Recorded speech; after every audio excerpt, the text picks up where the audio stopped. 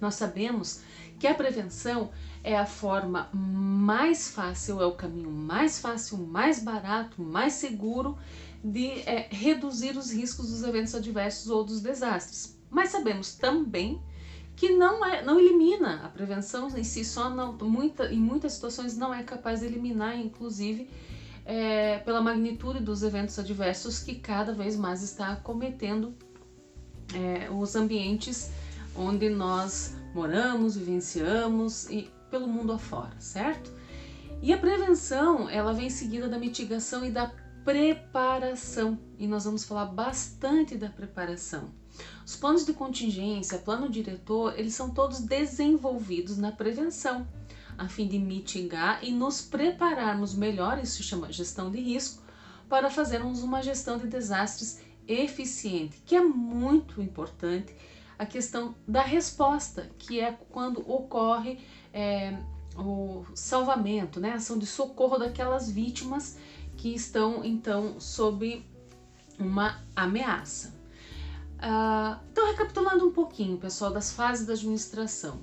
Prevenção e mitigação. Prevenção e mitigação são as duas primeiras fases, compreendem então em medidas de avaliação e redução dos riscos de eventos adversos e desastres.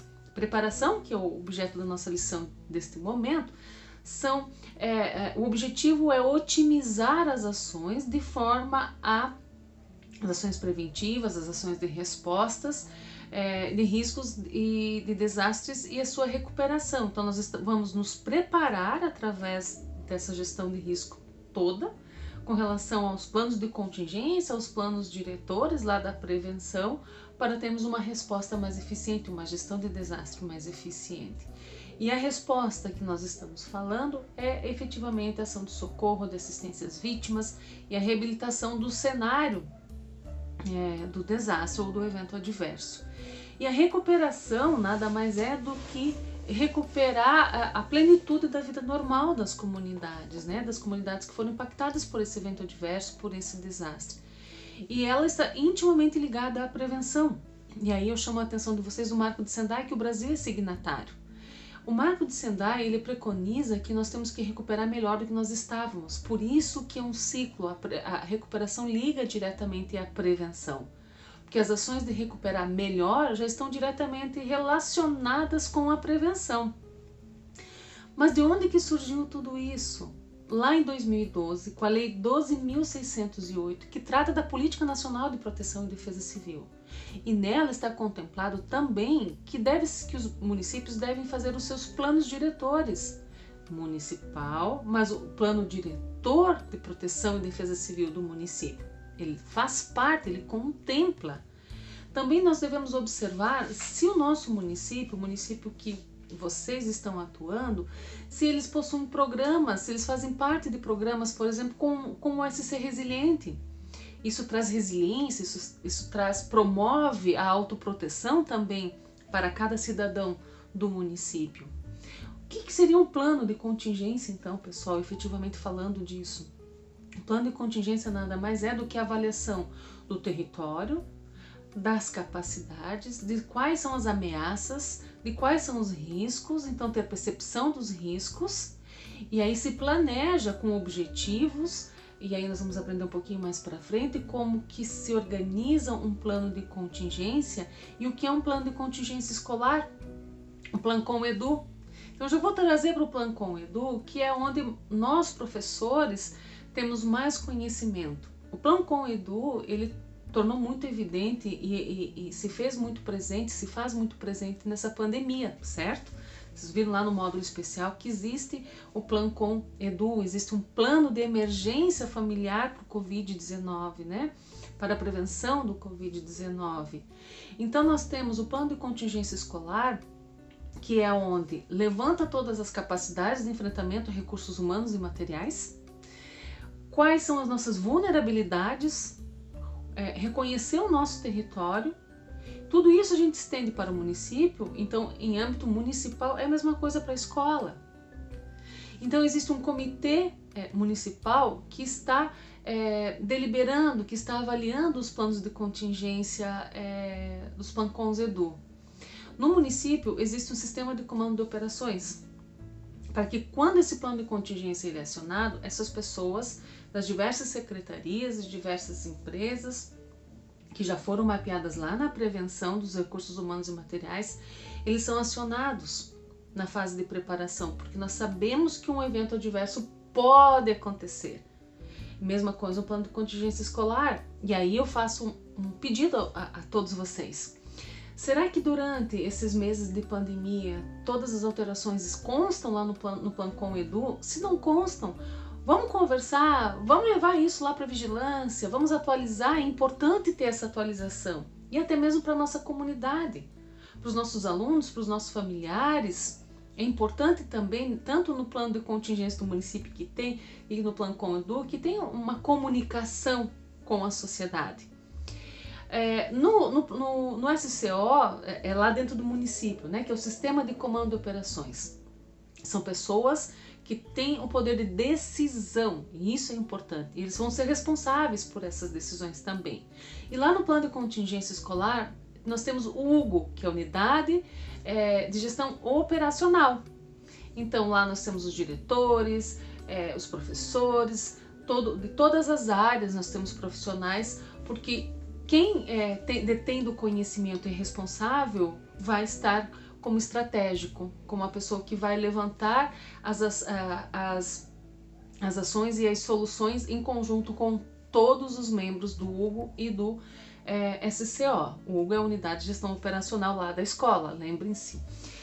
E aí quem é o beneficiário? Vocês estão observando aqui, né? Então a junção do setor público, do terceiro setor, do setor privado e da sociedade, a união, a integração, e é isso que a Proteção e Defesa Civil promove, a integração de todos para ter um beneficiário, o cidadão. Você, eu, nossos filhos, nossos pais, nossos familiares, nossos colegas. Extremamente importante haver a integração, promover a integração. Por isso o plano com o Edu se faz tão importante, por isso que os planos de contingência se fazem tão importantes dentro do município. Mas o que é a preparação, prof? A preparação nada mais é do que nós temos toda a legislação atualizada, e aí nós estamos vendo tantos decretos, notas técnicas com relação à pandemia. E isso também é extremamente importante enquanto nós não temos a pandemia, que é um COBRAD, ela é classificada como um desastre. Então, por isso que a proteção e a defesa civil está tão ligada à pandemia, porque ela integra a educação, ela integra a assistência social, ela integra a saúde, ela integra a Secretaria de Obras, enfim, integra todos os setores. Então nós precisamos estar atento às leis, à atualização destas leis. Na preparação, a gente avalia então os recursos humanos, como é que vai acontecer essa interação com a comunidade. Então nós temos que pensar a nível municipal, mas dentro da escola também. Já vamos traçando um paralelo de quais são nossos riscos, nossas capacidades de enfrentamento dentro da escola, quais são as nossas ameaças, nossas vulnerabilidades também dentro da escola. Importante também na preparação planejar a educação, o treinamento das populações mais vulneráveis. Então, dentro do nosso ambiente escolar, nós temos regiões que são mais vulneráveis e menos vulneráveis. Nós precisamos mapear. Lá no plano com o Edu, nós temos um posto de saúde perto, nós temos uma unidade básica de saúde, um hospital, enfim, perto para atender os nossos alunos diante de uma suspeita ou de um mal súbito. Articulação de órgãos, instituições com empresas e comunidades, a integração. Então, isso é extremamente importante dentro do município, quanto dentro da escola. Consolidação de informação, nós precisamos registro de dados, nós precisamos um banco de dados. Estudos epidemiológicos, então como que está o nosso bairro, como que está a nossa cidade com relação à pandemia, como que está a nossa região, nosso estado, nosso país e o mundo inteiro, certo? Precisamos estar atentos aos sistemas de monitoramento, alerta e alarme, e aí a gente falou um pouquinho sobre o 4199, então vamos nos cadastrar, a gente já vai recebendo esses alertas, a gente já vai se preparando, preparação para um evento adverso, né? Enfim, um planejamento para enfrentar as situações de eventos adversos ou desastres. Como é que ocorre esse planejamento então, pessoal? Vamos ao planejamento agora? Primeiro, estabelecimento dos objetivos a ser alcançados. Segundo, tomada de decisões a respeito de ações futuras. Terceiro, elaboração de planos. Então, nós temos quais são os objetivos, porque a gente já avaliou a nossa vulnerabilidade, o nosso território, então a gente tem que saber qual é a nossa capacidade de enfrentamento, certo? Vamos elaborar alguns planos. E aí nós vamos para a ação. Meu Deus, e agora como é que faz isso? Vocês já ouviram falar no 5W2H? Então eu vou mostrar para vocês, vocês estão olhando aqui. Aí para cada item desse nós vamos colocar lá quem vai fazer, como vai fazer, quanto que isso vai custar ou não vai custar, o que vai ser feito, por que precisa ser feito, certo? Onde que vai ser feito e quando vai ser feito. Então é importante nesse planejamento nós estabelecermos o 5W2H para a gente definir bem certinho quais são os objetivos, quais são as decisões, hoje e amanhã, quais já foram tomadas e lá escrever o que foi tomado, quando que foi e quem desenvolveu essa ação. O nosso próximo slide aqui que eu estou mostrando para vocês é a composição do plano de contingência. A gente elabora esse plano de contingência diante de tudo que a gente já estudou agora, nós colocamos em implantação. Depois que ele está implantado, que todo mundo assinou, que foi levantado todas as capacidades de enfrentamento de recursos humanos e materiais, percepção de riscos, vulnerabilidades, ele pode ser entrado em operação. Quando ele é acionado o plano de contingência, então ele entra em operação. E é importante também depois fazermos uma reunião sempre de forma constante para avaliar se as nossas ações, se as ações do Plano Com Edu, se as ações do plano de contingência municipal foram eficientes e se não foi, o que precisa ser melhorado. E aí vem aqui o planejamento, né, de possíveis riscos e possíveis desastres que vocês estão vendo. Nós planejamos, nós treinamos do que foi planejado através de simulados, de exercícios. Nós podemos então checar o que deu certo e o que não deu certo e aí nós podemos fazer revisão desses processos. Extremamente importante nós nos organizarmos, tanto na vida pessoal, que a gente sempre faz isso, quanto na nossa vida profissional. E aí com a nossa vida profissional, nós enquanto professores, nós temos esse dever de proteger os nossos alunos, os nossos familiares. Através do quê? Da autoproteção, da resiliência. Então pessoal, agora eu vou convidar vocês para a gente fazer um pluviômetro, que é uma ferramenta ótima de monitoramento, que nós podemos também utilizar com materiais recicláveis. E aí eu vou contar com vocês para que vocês desenvolvam em sala de aula. O que é um pluviômetro? É um medidor de chuvas. Como que nós vamos construir? Aliás, nós vamos ajudar o meio ambiente. Sabe aquela garrafa PET que a gente tem em casa? Nós podemos construir um pluviômetro. Então, professores, façam isso para vocês, orientem os seus colegas para fazer, para que eles também possam desenvolver com as crianças, porque nós vamos trabalhar com artes, com matemática, com geografia, então nós temos várias disciplinas envolvidas apenas na construção de um pluviômetro e também na medição do volume de chuva diário. O que nós vamos precisar? Vocês podem observar em cima.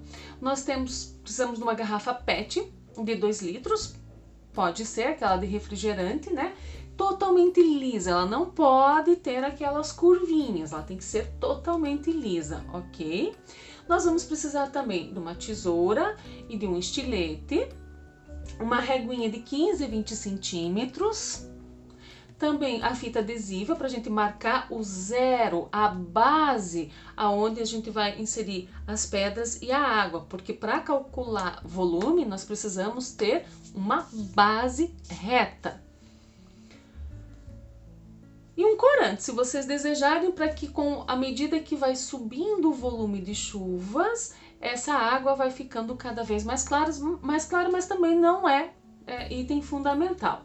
Então observe, nós vamos cortar então o bico da garrafa, quando ela termina aquela ondulação, um pouquinho depois, quando ela começa a ficar reta, nós cortamos, como vocês estão verificando, tiramos essa parte de cima e inserimos as pedras no fundo, onde tem aquelas ranhurinhas que vocês podem observar, até que ela forme uma base reta. Colocamos água para deixar bem retinha essa base, colocamos a tampa em cima com o bico virado para baixo, porque é onde a água vai escoar, certo? e nós vamos colocar, como vocês podem observar, a régua, o zero da régua na base da pedra, como vocês estão olhando ali, para que o nosso cálculo seja correto. Importantíssimo, que nós não podemos deixar de chamar a atenção de vocês. Professora, mas como que nós vamos calcular esse volume? Nós vamos calcular em milímetros. Então, quando recebemos o alerta da Defesa Civil para o seu bairro, para a sua cidade, para a sua região, está sendo esperado tantos milímetros, 200 milímetros, 300 milímetros. 300 milímetros é o volume de um mês inteiro. Então, isso quer dizer, se for chover 100, 200 milímetros num curto espaço de tempo, nós saberemos que nós teremos problemas, então, onde nós moramos. Então, é importante, como vocês vão observar logo na sequência, o nosso pluviômetro que nós fizemos para vocês verem, que tem um adesivo, que ele é uma régua, e aí nós vamos monitorando aonde que nós colocamos atenção, alerta e observação, de acordo do local onde nós moramos. Porque a minha vulnerabilidade é diferente da sua vulnerabilidade, que é diferente de muitas pessoas. Então, a característica do nosso território muda. Por isso que é importante todo mundo ter o seu pluviômetro e avaliar, então, esta ameaça, quais são os riscos que nos trazem, certo? E outra curiosidade, mas é igual o volume de chuvas que cai em milímetros, aquele que nós temos no rio? Por que o rio sobe muito mais? De acordo com a proporção, muitas vezes a gente olha, é desproporcional. Por quê? Porque a água vai descendo, ela vai se encontrando. Então, todos esses milímetros que tem desde a nascente até a foz, eles vão se acumulando, e isso faz com que nós tenhamos em determinados locais um volume superior àquele que choveu, aquele que foi o previsto para chover, em função de que a água ela vai acumulando da nascente até a foz. Vamos lá, pessoal, uma dica importantíssima, o pluviômetro, ele deve ser feito e analisado a cada 24 horas. Passou as 24 horas, ou se superou a reguinha, os milímetros que tem lá, se for de 15 centímetros, então 150 milímetros, nós esvaziamos, deixamos a água na linha no ponto zero e começamos a anotação de novo. Então, nós vamos anotando nesse período de chuvas quantos milímetros que deu num acumulado de 24 horas, 48, 72 horas e assim por diante. Dessa forma, nós conseguimos desenvolver resiliência e autoproteção, porque nós estamos tendo percepção do risco do local onde vivemos, do local onde trabalhamos. Então hoje o que nós vamos falar um pouquinho de como surgiu o Plano de Emergência Familiar. Ele começou lá no Instituto Federal Catarinense, com a parceria, com a união então da Defesa Civil do Estado e da UDESC. Nós desenvolvemos um layout mais atrativo e preparamos diretamente para vocês, professores e professoras, para que vocês desenvolvam junto aos seus colegas nas escolas e que eles possam desenvolver com os seus alunos e eles com seus familiares. Então, o Plano de Emergência Familiar, ele tem o objetivo de levar autoproteção a todo cidadão. E dessa forma, então, nós desenvolvemos para vocês, para que vocês multipliquem para o mundo. Esse é o nosso objetivo. Então, vamos conhecer um pouquinho mais do Plano de Emergência Familiar. Logo depois, eu convido que vocês assistam como preencher o Plano de Emergência Familiar. Mas, basicamente, ele tem o objetivo de promover um encontro na família, que todos, inclusive as crianças, participem desse processo. Por quê? A função é autoproteção, que as pessoas possam agir de forma rápida, de forma organizada, diante de um alerta emitido pela Defesa Civil. Que vocês podem observar que no Plano de Emergência Familiar tem todas as redes oficiais, isso é importantíssimo, né? As consultas devem ser realizadas somente em fontes oficiais. E também para que vocês possam orientar a todos os professores e todos os alunos cadastrar por SMS no número 4099 o CEP da localidade aonde desejam receber esses alertas. Lembrando que eles vêm em média com 2 horas de antecedência. Por isso é importante estar com o Plano de Emergência Familiar atualizado, organizado, inclusive o kit de emergência. E o que compõe esse kit de emergência? Tudo aquilo que você possa precisar nos próximos 3 dias, no mínimo. Então, são roupas pequenas, roupas leves, que possam entrar nesta mochila, lanterna, rádio, que tenham pilha, né? Porque a gente precisa, então, ter aí um certo tempo de utilização tanto desse rádio a pilha, porque em muitas situações vai cair a internet, nós não teremos energia, nós não teremos internet, e a forma de comunicação será como? Através de SMS, se estiver funcionando tudo certinho, e através de rádio, porque a rádio consegue chegar em todos os lugares. Vocês podem observar também, entre outros itens extremamente importantes, que tem um apito, porque normalmente esses eventos adversos têm aí uma incidência de ocorrer à noite. Então é importante ter um apito para que possam nos encontrar. E uma dica importante também, como as demais, que vocês tenham uma pasta plástica, certo? Impermeável, que possam ser guardados, então, todos os documentos da família, o dinheiro, medicação e as chaves da casa. Importantíssimo fechar a casa e guardar a chave nesse local, junto com a chave do seu veículo, se assim o tiver. Importante também vocês observarem no plano de emergência que tem os telefones de emergência, não esqueçam. Importantíssimo fazer essa atividade com os professores e com os alunos. 199, que número que é? É da Defesa Civil, da Proteção e Defesa Civil. 193 é do Bombeiro, 190 da Polícia Militar, 192 do SAMU. Então é importante que desde a criança, por menor que seja, entenda da importância desses simples passos para autoproteção. Se vocês observarem também, tem o verso do plano de emergência. No verso do plano de emergência, vocês podem observar que tem o nome da pessoa, a idade dessa pessoa, qual é o parentesco um do outro. Então, eu sou responsável por preencher o plano de emergência. Então, eu vou colocar o meu nome, a minha idade, quem eu sou na família, né? Eu sou a mãe, eu sou a irmã, eu sou a filha. Qual é o meu estado de saúde e qual é o meu número de telefone? E assim para todos, porque vocês estarão tendo uma informação útil para na preparação e depois um possível resgate. Importantíssimo também, agora é na prevenção, que nós possamos ter a percepção do risco, que é o que a gente já vem vendo antes, né, em todo o curso. Se a gente percebe o risco, nós podemos avaliar quais são as possibilidades de minimizar esse risco enquanto cidadão, enquanto bairro, enquanto comunidade escolar. Então é importante a gente avaliar, saber, conhecer junto à Defesa Civil do município quais são as nossas ameaças, historicamente inclusive, né? Saber quais são as nossas vulnerabilidades. Será que a nossa escola está num ambiente vulnerável? Será que a residência dos nossos alunos e até mesmo as nossas de professores está num território vulnerável? Então nós vamos elencar aqui também, né? As ações de redução. Eu moro num local que sempre acontece alagamento. O que eu posso fazer?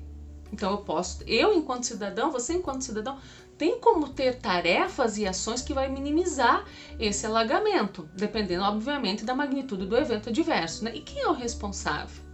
Importante também que, com as ações de emergência, quem são os responsáveis? Então, delimitar para cada um.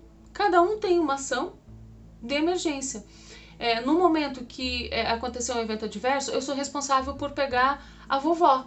Então, vai estar o nome lá. Qual é a ação de emergência? E qual é o responsável? E assim, sucessivamente. No próximo quadro, vocês podem observar que é para fazer uma planta baixa. É um desenho. O que é uma planta baixa? É como você pega a sua casa, corta o teto e olha de cima. Olhando de cima, você vê as paredes, as divisórias da casa. E ali vocês vão orientar os professores e os alunos a pontuar quais são as saídas de emergência. Portanto, as saídas seguras de emergência. Porque se ocorrer à noite, todo mundo já vai saber por onde sair e por onde entrar. Quais são os pontos de perigo? Janelas com grade, aonde tem gás, Onde tem as tomadas, se elas estão muito baixas, porque se sobe a água e não tiver desligado o disjuntor, podemos ter problemas de curto-circuito. Se a residência tem extintor, então pontuar onde está o extintor. E o kit de emergência, o kit de primeiros socorros. Importante também, é fundamental que o kit esteja no local acessível. E as mochilas também, as mochilas de emergência, todo mundo, cada um deve ter a sua, desde o bebê até a vovó. Todo mundo tem que ter a sua mochila de emergência de acordo com a sua realidade, então de acordo com o que utiliza no dia a dia, certo? Lembrando que no mínimo para 3 dias, vocês podem verificar depois no preenchimento que nós já vamos mostrar para vocês. No quadro de baixo da rota de fuga externa, você desenha então aonde está a sua residência diante do seu bairro.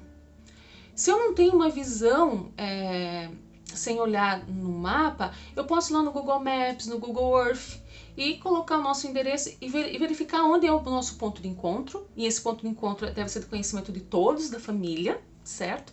Já deixar também alinhado com uma pessoa que mora em outro bairro ou numa área mais segura, para que essa pessoa já esteja no plano de contingência, no plano de emergência familiar de vocês, para que se ocorrer alguma coisa também é uma referência.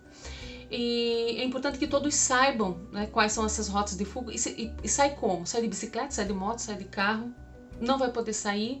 Então é importante a gente levantar todas essas rotas de fuga da sua residência. Onde nós vamos encontrar o PLAF, o Plano de Emergência Familiar? Então temos 2 opções.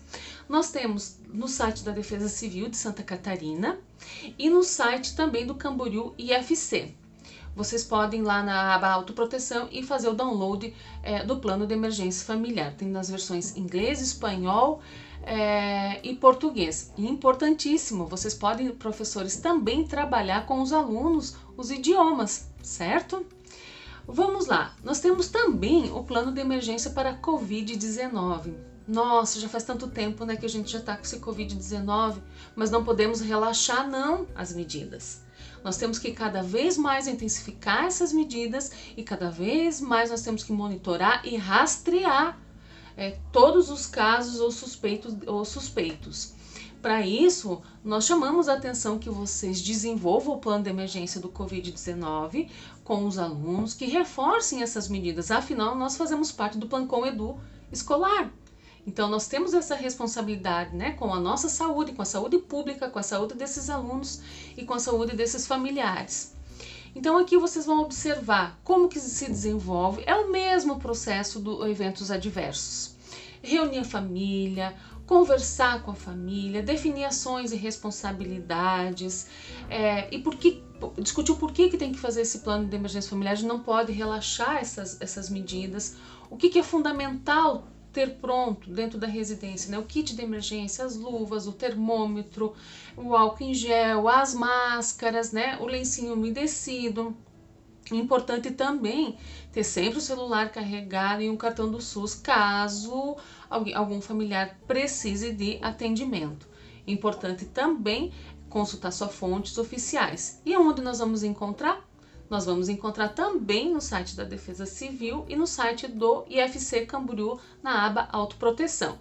No PLAF Covid-19, nós temos inglês, português, espanhol e em Libras. Então, dá para vocês fazerem atividades muito interessantes e levando autoproteção para toda a família de vocês, dos professores e dos seus alunos.